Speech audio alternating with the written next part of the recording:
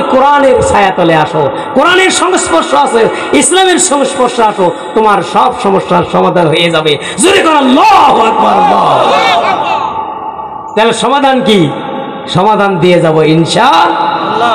আমি বলতেছিলাম সূরা আশ-শূরা, সেখান থেকে 13 নম্বর আয়াতের কিছু অংশ আমি আপনাদের কাছে তেলাওয়াত করেছি।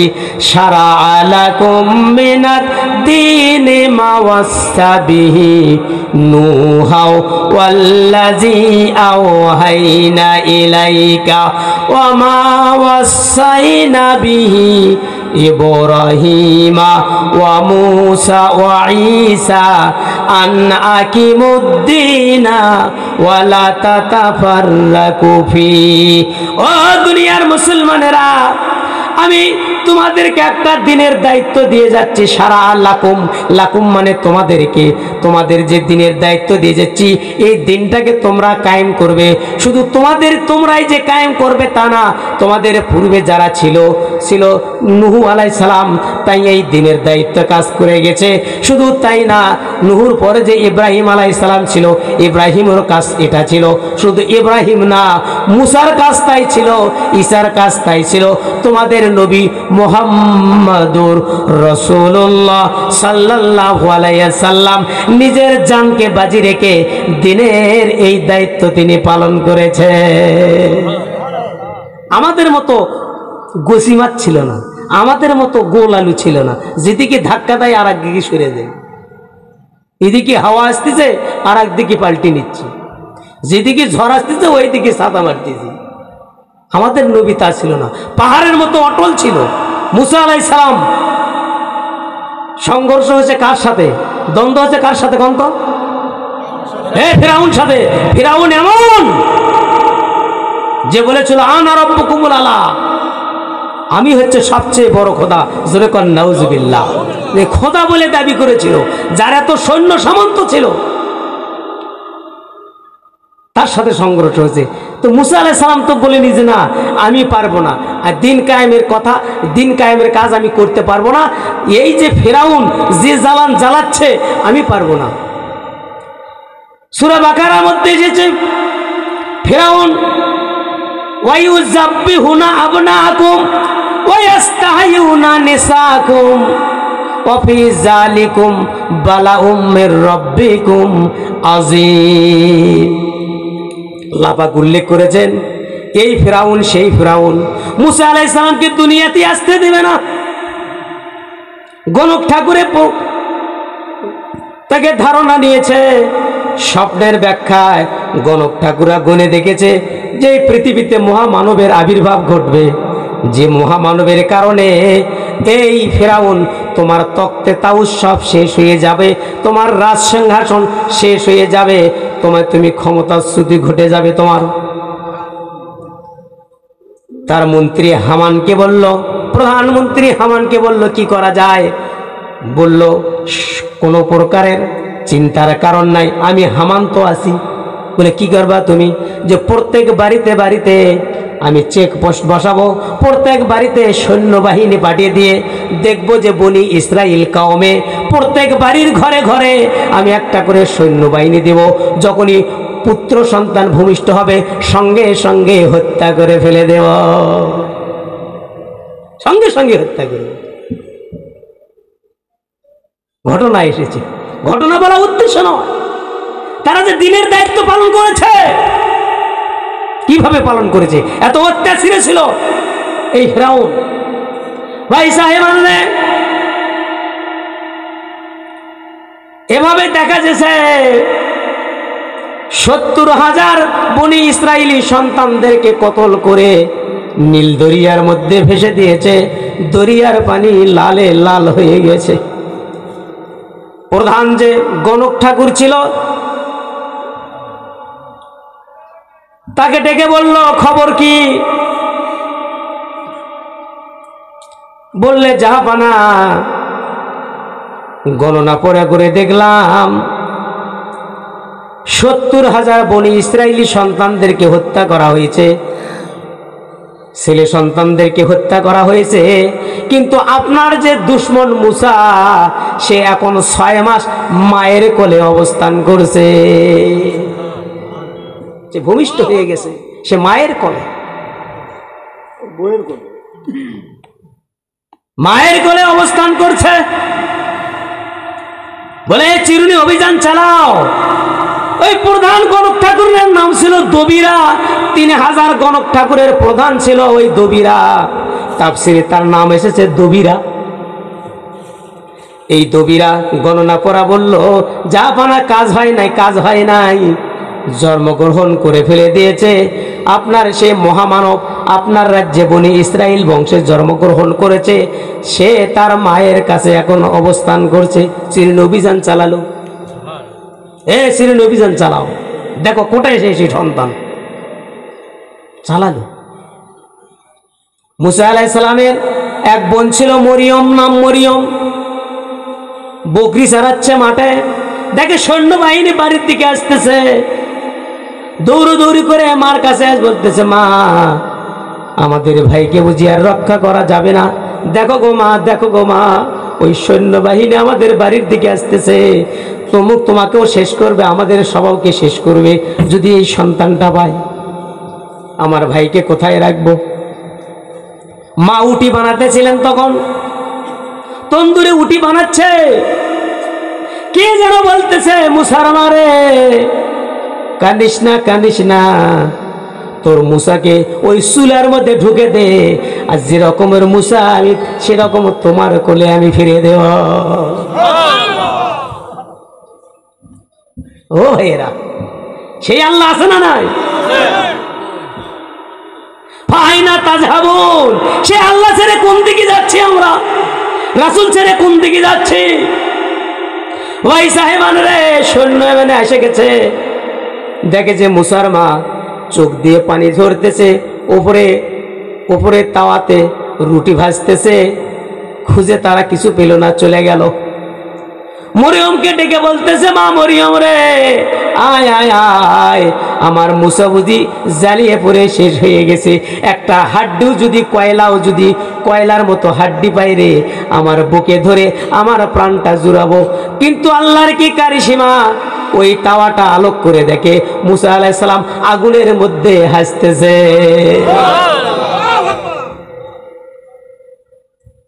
আগুনের মধ্যে আল্লাহ ইচ্ছা করলে আগুনের মধ্যেও মানুষকে বাঁচাতে পারে কিনা? পানির মধ্যে। ভাই সাহেবান, নূহ আলাইহিস সালামের জামানায় কিতাবে এসেছে, তাফসীরে পড়েছি, সারা পৃথিবী যখন ডুবে গেল, নূহ আলাইহিস সালাম একটা কিস্তিতে উঠতেছিলেন। আল্লাহ পাক বললেন, নূহ রে, তুমি একটা বিশাল একটা জাহাজ কিস্তির নৌকা তৈরি করো, তার ভেতরে তুমি ওঠো। নূহ আলাইহিস সালাম উঠবেন। 950 বছর তাবলীগ করার পরে, দাওয়াতি কাজ দেওয়ার পরে 40 জন কিংবা 80 জন লোক ঈমান এনেছিল। তাদের মধ্যে একটা বৃদ্ধ একটা মহিলাও ছিল। ওই মহিলা বলেছিল, মুসা, নূহ আলাইহিস সালাম, তুমি যখন নৌকাতে উঠবে, যখন আল্লাহর ইঙ্গিত পাবে, প্লাবন যখন শুরু হয়ে যাবে, আমাকে একটু সংবাদ দিও, আমাকে তোমার জাহাজের মধ্যে তুমি একটু উঠাইয়ে নিও। কিন্তু আল্লাহর কি কারিশমা, নূহ আলাইহিস সালাম ভুলে গেলেন তার কথা। সবাই চড়েছে, নৌকাতে উঠেছে। নৌকাতে ওঠার পরে নূহ আলাইহিস সালামের খেয়াল হয়ে গেল, আরে একজন বৃদ্ধ মহিলা আমার কাছে ঈমান এনেছিল, আল্লাহর প্রতি ঈমান এনেছিল, আমি তো তার কথা ভুলে গেছি। 40 দিন কিংবা 80 দিন পরে যদি পাহাড়ে যখন নৌকাটা স্থির হয়ে গেল, সারা পৃথিবী তো পানির তলায় তলিয়ে গিয়েছিল। কাবা শরীফ পর্যন্ত তলিয়ে, যে জোয়ার উঠে, ঝড় তুফান উঠে কাবা শরীফ পর্যন্ত ভেঙে গিয়েছিল, শুধু পিরেলিটা ছিল, ঘর নাই। কাবা শরীফ পর্যন্ত ধ্বংস, বাড়ি ঘর কিচ্ছু নাই।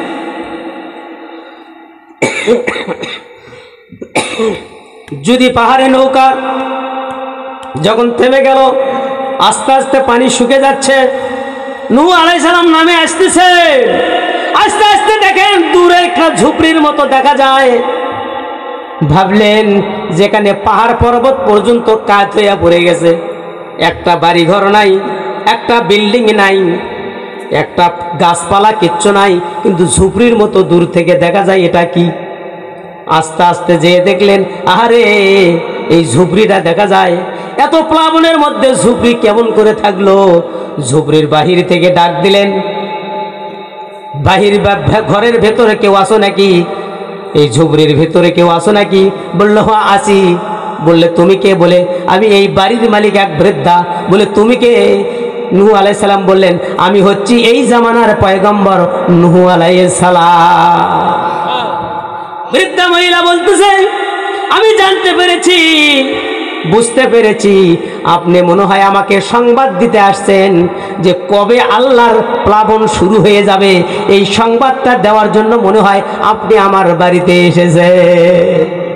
নূহ আলাইহিস সালাম সিজদায় পড়ে কাঁদতে লাগলো, প্রভু যেখানে তাম পৃথিবী পানিতে সয়লাব হয়ে গেল, পানিতে সয়লাব হয়ে গেছে, বিল্ডিং গুলা ধসে পড়ে গেছে, কাবা ঘর পর্যন্ত শেষ হয়ে গেছে, তারপর এই ঝুপড়ি কিভাবে টিকে থাকলো, এখানে পানি কিভাবে ঢুকলো না, আমার ব্রেনে ধরে না। আল্লাহ রাব্বুল আলামিন ডেকে বলেন ও নূহ তুমি বিপদের সময়ে তোমার উম্মতকে তুমি ভুলে যেতে পেরেছো, কিন্তু ওই বান্দি আমি আল্লাহর উপর এনেছিল, ঈমান এনেছিল, এই জন্য তাকে রক্ষার দায়িত্ব আমি রব্বুল আলামিন আমার নিজ হাতে নিয়েছিলাম। ইচ্ছা করলে আল্লাহ পানির মধ্যেও বাঁচাতে পারে, আগুনের মধ্যেও বাঁচাতে পারে। ভাই সাহেবানে তাহলে বলতেছিলাম এত শক্তিশালী ফিরআউন, তারপরও মুসা আলাইহিস সালামের দায়িত্ব হলো দিন কায়েম। দিন কায়েমের দায়িত্ব মুসা আলাইহিস সালাম দিন কায়েম করবেন। মুসা আলাইহিস সালাম পিছপা হননি, এত লক্ষ লক্ষ জীবন দিয়েছে, কত অত্যাচার ঘটেছে, কিন্তু মুসা আলাইহিস সালাম কোনোদিন দিনের কাছ থেকে, দিনের পথ থেকে এক বিন্দু পরিমাণে সরে যায়নি। এই দিনের দায়িত্বটা আল্লাহ রাব্বুল আলামিন আমাদেরকে দিচ্ছেন। সূরা আশ-শূরা নাম কি? আশ-শূরা। সূরার নাম কি? আশ-শূরা। বাড়িতে যায় অর্থটা আপনি দেখবেন, তাফসীর বাই করে দেখবেন, বাংলা তাফসীরও বের হয়েছে। ভাই সাহেবানরে আমাদেরকে কি দায়িত্ব মহান রব্বুল আলামিন দিলেন, আমরা কোন পথে আছি, কোন দিক থেকে সরে যাচ্ছি, কোন দিকে আমরা চলে যাচ্ছি, সেই দিকে গেলে আমরা নাজাত পাবো কিনা, আমাদের ক্ষতি হবে কিনা, আমরা একটু ভেবে দেখা দরকার। দিন থেকে যদি সরে যাই, মহান রব্বুল আলামিন বলতেছেন ফামাইয়াবতাগি গায়রাল ইসলামি দীনান ফালাই ইউকবালা মিনহু ওয়া হুয়া ফিল আখিরাতি মিনাল খাসিরিন। আল্লাহু আকবার। আল্লাহ রাব্বুল আলামিন বলতেছেন বান্দারে আমার দিন থেকে যদি সরে যাস, এই দিন কায়েমের পথ থেকে যদি তুই সরে যাস, তাহলে দিন কায়েম হোক আর না হোক, কায়েম করে দেওয়ার মালিক আমি আল্লাহ। কায়েম করে দেবে কে? আল্লাহ। কিন্তু আমরা চেষ্টা তো আমাদেরকে চালান লাগবে। এখন আমরা ভাবছি যে দিন কায়েম যারা করে করুক, টুপিওয়ালারা করুক, আমরা থাকবো না ওদিকে। ওদিকে গেলে পারি জেল জুলুমের ভয়। কি কর, খবরদার ওদিকে যাওয়া যাবে না। এই কথা যদি বলি তাহলে দিনের কাছে আমি থাকলাম ভাই? থাকলাম না।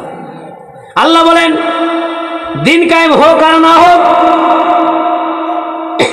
জয় হোক আর পরাজয় হোক, তুমি জয়ী হওয়ার বিজয়ী হও। তুমি যে দিন কায়েমের চেষ্টা করেছো, দিনের পথে যে একটা সিল তুমি মেরেছো, একটা সিল তুমি মেরেছো দিন কায়েমের জন্য, তাহলে সেটা তোমার জয় হোক আর পরাজয় হোক, এটা নষ্ট হবে না, এটা বিফলে যাবে না। নুসলিহিম, আমি রব্বুল আলামিন এর উজরত তোমাকে দিয়ে দেবো, এটা নষ্ট হবে না, নষ্ট হবে না। ও ভাইয়েরা, দিন কায়েম থেকে, পথ থেকে আমাদেরকে সরে যাওয়া যাবে? ভাই সাহেবান, মুসা আলাইহিস সালাম সরে নাই, ঈসা আলাইহিস সালামও সরে নাই, আমাদের দয়ার নবীও সরে নাই। দিন কায়েমের জন্য তায়েফের ময়দানে, নিজের দেশে থাকা হচ্ছে না, তায়েফের ময়দানে যাচ্ছেন। মার খেতে খেতে গায়ের সাথে রক্ত আর জামাত জামাট বেঁধে গেছে, বেহুশ হয়ে পড়ে গিয়েছেন। একবার পড়ে যাওয়ার পরে আবার তুলেছে, তুলে আবার হাঁকাচ্ছে। তায়েফের লোকেরা, কাফেরেরা, ছেলে মেয়েরা আবার হাঁকাচ্ছে। আল্লাহর রাসূল আবার উঠলেন, আবার তাকে মারা হলো। 3 বার নবী বেহুশ হয়ে পড়ে গেলেন। 4 বারের বেলায় যা আর উঠতে পারেন না। যায়েদ সাহাবী ছিল। যায়েদ বলে, ইয়া রাসূলুল্লাহ, আমি এই দৃশ্য আর দেখতে পারছি না। ও তায়েফবাসীরা রে, তোরা কেন মারিস?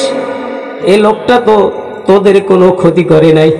মুহাম্মদুর রাসূলুল্লাহ তোমাদের মাঝে এসেছে আল্লাহর বাণী নিয়ে, তোমাদেরকে তো অন্যায় কিছু বলে নাই, তোমরা কেন তাকে মারতেছো? তার বাবা নাই রে, মা নাই, দুনিয়াতে বাবাও নাই, দুনিয়াতে মা নাই, এমন এতিম লোককে তোমরা আর মারো না, মারো না। ভাই জায়মান, আল্লাহর রাসূল বসে আছেন, উঠতে পারে না। যায়েদ সাহাবীকে বলে, ইয়া রাসূলুল্লাহ, যায়েদ সাহাবী বলে, ইয়া রাসূলুল্লাহ, আমি কি করতে পারি আপনার জন্য? আল্লাহর রাসূল বলেন, আমার পিপাসায় কলিজাটা ফেটে যাচ্ছে, তুমি যাও একটু পানি নিয়ে আসো। যায়েদ সাহাবা বলে, আমি তায়েফবাসীদের ঘরে ঘরে গেলাম, একটু মোহাম্মদ নামের একটু পানি দাও। আর দিনের নবী পানি চাই গো, যার খাতিরে পানি পয়দা হলো, যার কারণে তাম পৃথিবী পয়দা করছেন আল্লাহ, যার মহব্বতে সবকিছু পয়দা হলো, সেই দিনের নবী পানি চাই গো, একটু পানি দাও। তায়েফবাসীর কেউ তাকে পানি দিল না। দয়ার নবী আমার এতিম ছিলেন, দিনের নবী আমার এতিম ছিলেন। নবী 6 মাসের কালে পিতাহারা হইলেন, 6 বছরের শিশু রেখে মা জননী সারিলেন, দিনের নবী আমার এতিম ছিলেন।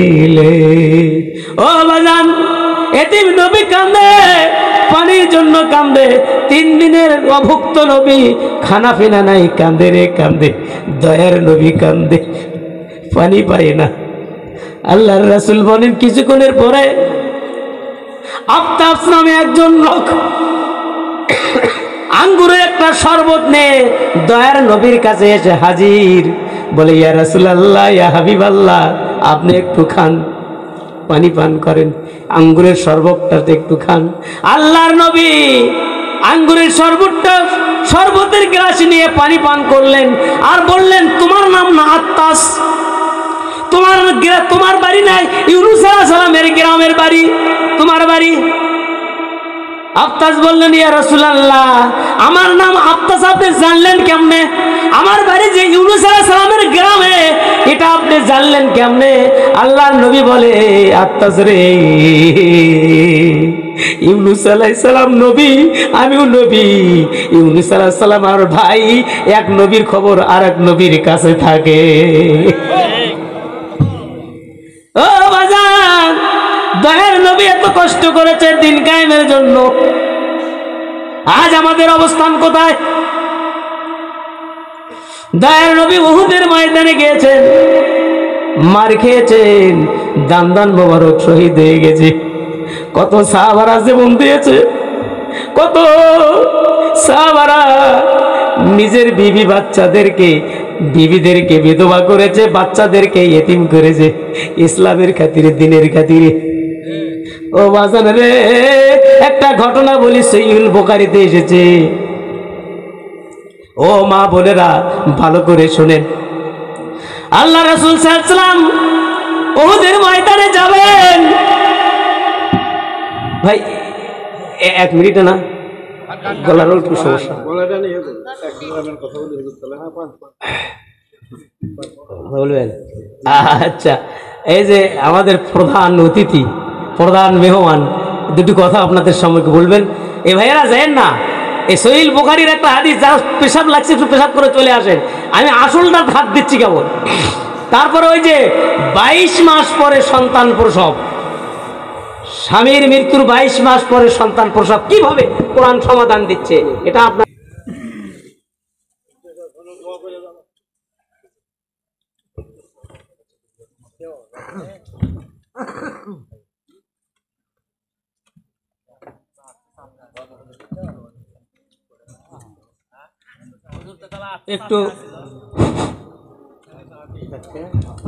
একটু জিকির করি সবাই।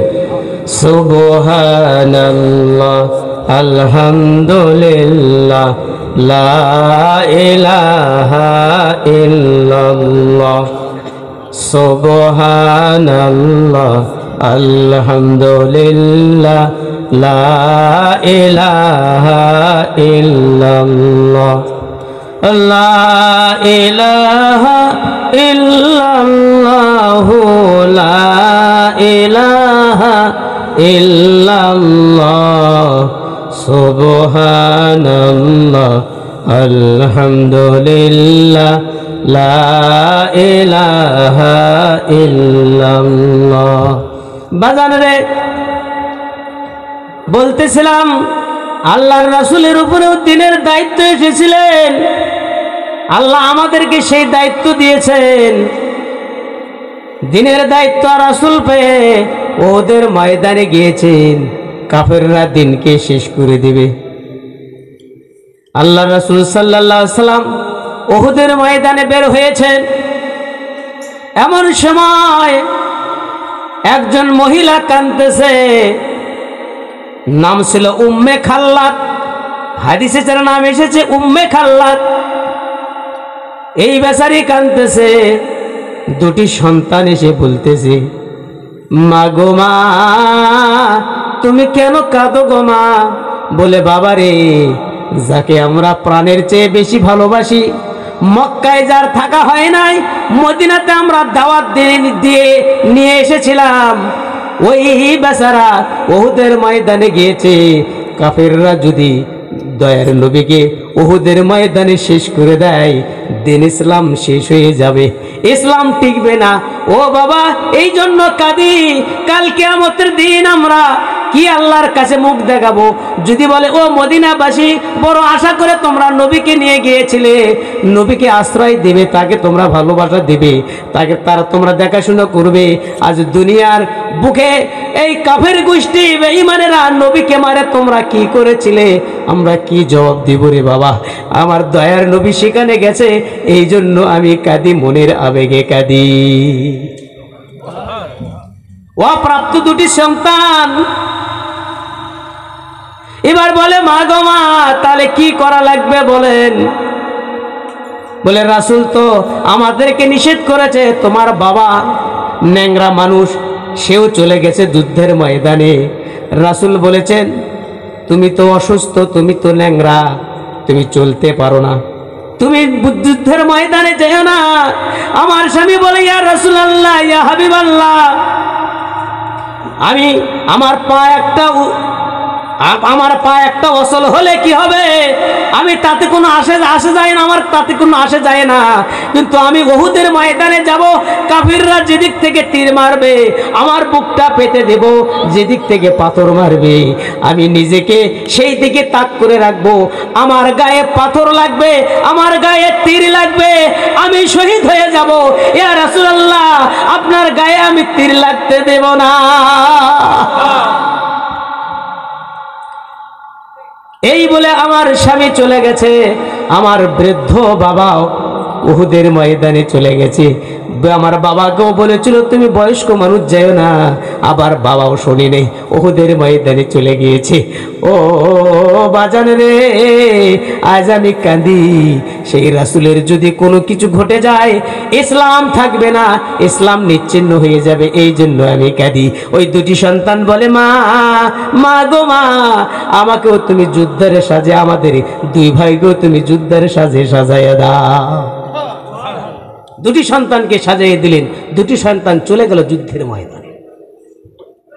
ও মা বোনেরা, ভালো করে শোনেন, মা বোনেরা কিভাবে ইসলামী দ্বীনের দায়িত্ব পালন করেছে, রাসূলকে কিভাবে সহযোগিতা করেছে। নামাজ রোজার ওয়াজ তো বহু শুনলেন, পর্দার ওয়াজ বহু শুনলেন, পর্দা বেড়ে গেল, খুব বেড়ে গেল, বাড়তে বাড়তে ব্লাউজ আসছিল 1 গজ, সেখানে হয়ে গেল যে আসছিল 18 ইঞ্চি, সেখানে হয়ে গেল 8 ইঞ্চি, 8 ইঞ্চির থেকে 6 ইঞ্চি, 6 গিরে, তারপরে হবে 2 গিরা, কোন দিন ব্যান্ড হয় নাই গিরে।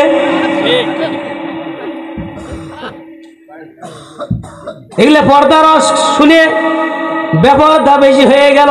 কিন্তু দিনের কাজে মহিলারা কিভাবে রাসূলকে সহযোগিতা করেছে, তারা কিভাবে ভালোবেসেছে। সহিহুল বুখারীতে এই হাদিস কেন এসেছে, উম্মে খাল্লাদের কথা। ভাই সাহেবান রে, 2টি সন্তান যুদ্ধের ময়দানে চলে গেছে। কাফেররা যেদিকে যায়, যেদিকে আল্লাহর রাসূলকে ধাওয়া দেয়, ওই 2টি সন্তান সেই দিকে যায়। যেদিক দিয়ে তীর আসে সেই দিকে বুক পেতে দেয়। দেখা গেল 2টি সন্তান দুনিয়ার থেকে বিদায় নিয়ে তারা চলে গেল। তার যে ন্যাংরা বাবা ছিল সেও শহীদ হয়ে গেছে, তার যে দাদা ছিল সেও শহীদ হয়ে গেছে। কেউ আর নাই, কেউ নাই। দয়ার নবী সেই দিন কাফেরের মার খেয়ে এমন ভাবে পাথরের আঘাতকে গর্তের মধ্যে পড়ে গিয়েছিলেন। কাফের বেঈমানেরা উল্লাস করেছিল, মরদুস শয়তান সংবাদ দিয়েছিল, রাসূলুল্লাহ রে রাসূল দুনিয়ার থেকে বিদায়। এ ভাইরা আপনারা চলে যাচ্ছেন, এ দোয়া করে দেই, যান না দোয়া করে দেই, 12টা বাজে।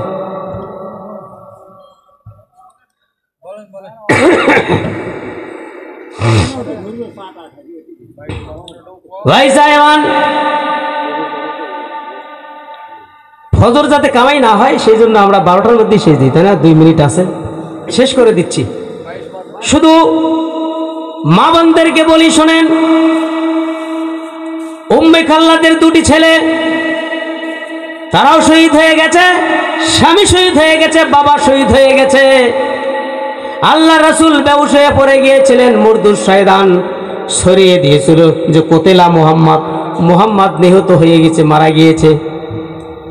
সাহাবাদের হাত থেকে থরথর করে অস্ত্র পড়ে যাচ্ছিল, তরবারি পড়ে যাচ্ছিল।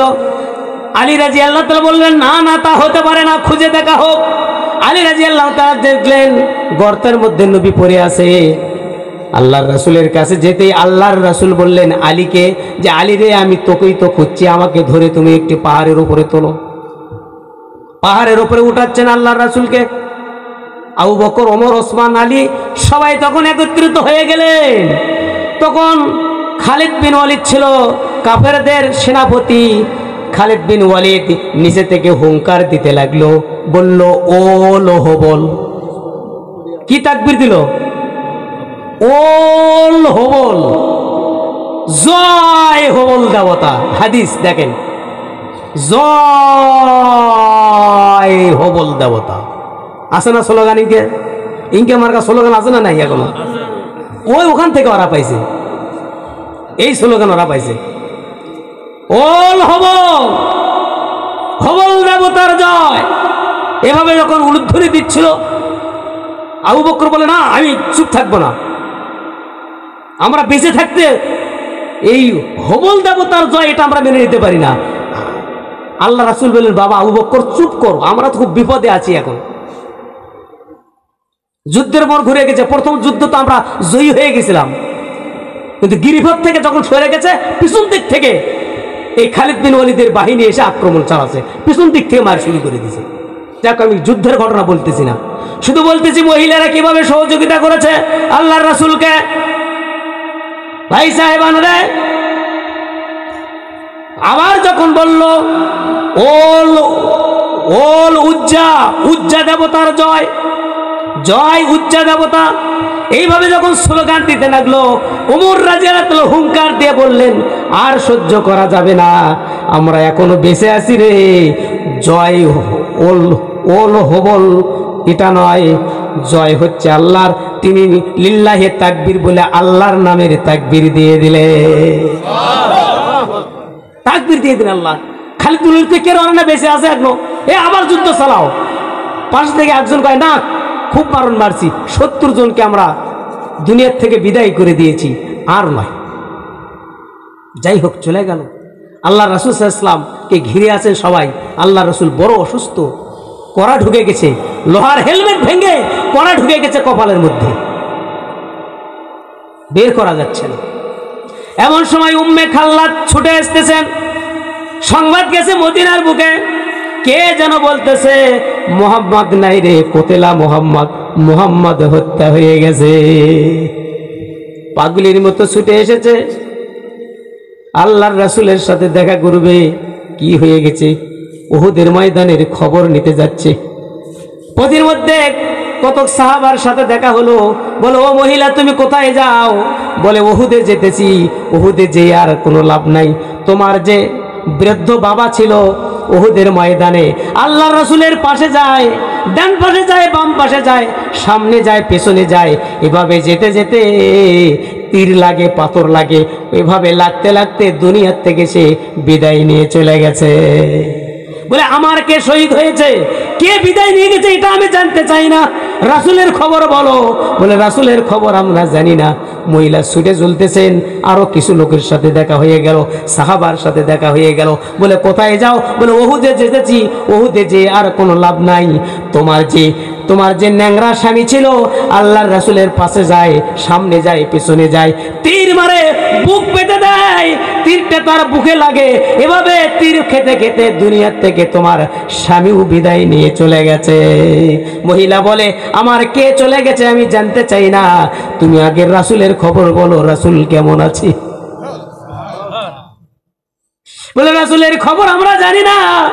মহিলা ছুটে চলতেছেন, আর কিছু দূর যেতেই বলে, মহিলা যেও না, যেও না, তোমার যে দুটি কলিজার টুকরা সন্তান ছিল গো, রাসূলের সামনে গেছে, আবার পেছনে যায়, ডানে যায়, বামে যায়, যেদিক থেকে ঝড় আছে, তুফান আসে, যেদিক থেকে তীর আসে, তারা বুক পেতে দেয়, এভাবে তোমার দুটো সন্তানও দুনিয়ার থেকে বিদায় নিয়ে চলে গেছে। বলে, আমার কে শহীদ হয়েছে আমি এটা জানতে চাই না। ওই সাহাবারা তোমরা তাড়াতাড়ি করে বলো রাসূল কেমন আছে। ছুটে চলতেছেন, আল্লাহর রাসূলের সাথে দেখা করবেন, খোঁজ খবর নেবেন রাসূল কেমন আছে। ও মা জান রে, দেখো তারাও তো ছিল মহিলা, ছুটে চলতেছে উহুদের ময়দানে, রাসূলের কাছে যাবেন, ঘিরে আছে, চিল্লাচ্ছে, আমি রাসূলকে দেখব, দয়ার নবীকে দেখব, যার যার যার শরীরে একটা মাছি বসা নাজায়েজ ছিল, মশা বসা নাজায়েজ ছিল, মশা মাছি বসতো না দয়ার নবীর গায়ে, আল্লাহ নিষেধ করে দিয়েছেন, সেই নবী নাকি দুনিয়াতে নাই রে। যাকে দেখলে, যার চোখের দিকে তাকালে ক্ষুধা নিবারণ হয়ে যায়, সেই নবী নাকি দুনিয়ায় নাই রে। যার চোখের দিকে তাকালে ক্ষুধা থাকে না, ক্ষুধা থাকে না। ওরে দেখলে সবই পাগল হবি, কাঁদবি বসে নিরালায়, দিনের রাসূল যে দেশেতে ঘুমায়। ও ভাই সাহেব রে, ওই মহিলা বলতেছে আমি যাব, তারা সাহাবারা যেতে দিচ্ছে না রাসূলের কাছে। আল্লাহর রাসূল বলেন, কার কথা শোনা যায়? বলে, উম্মে খাল্লাদ। ও আল্লাহর রাসূল বললেন, উম্মে খাল্লাদকে আসতে